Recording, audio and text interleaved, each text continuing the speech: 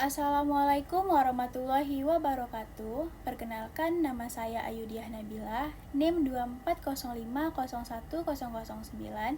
Saya dari Fakultas Ilmu Komunikasi, Prodi Ilmu Komunikasi, Universitas Muhammadiyah Riau. Di sini saya akan mereview film yang berjudul Sang Pencerah. Film ini disutradarai oleh Hanung Bramantyo pada tahun 2010.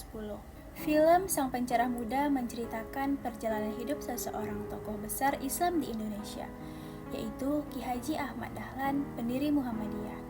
Film ini membawa kita kembali ke masa akhir abad ke-19, di mana masyarakat Yogyakarta saat itu masih kuat memegang tradisi lama yang bercampur dengan kepercayaan yang kurang sesuai dengan ajaran Islam sebenarnya.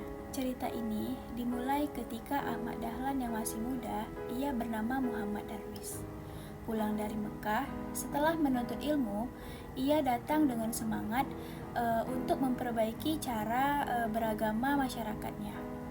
Namun, ia tidak mudah, banyak sekali orang-orang bahkan para kiai menolak gagasannya. Perubahan yang ia bawa itu seperti mengatur ulang arah kiblat masjid yang salah, mengajarkan anak-anak di sekolah dengan metode modern, hingga memperkenalkan metode berpikir rasional, semua itu dianggap sebagai tindakan yang melawan adat.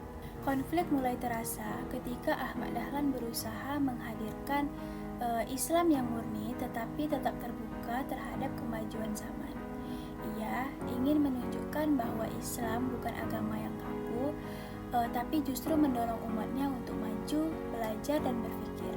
Melalui lembaga pendidikan yang ia dirikan, Dahlan menanamkan nilai-nilai keislaman yang rasional dan mendidik murid-muridnya untuk tidak sekedar menghafal, tetapi juga memahami makna di balik ilmu itu.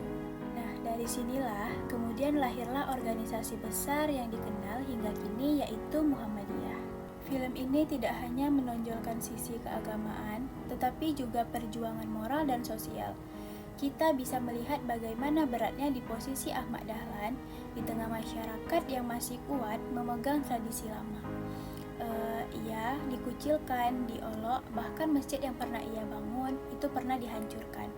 Namun, dengan semua itu Ahmad Dahlan tidak putus semangat untuk terus berdakwah dengan secara damai.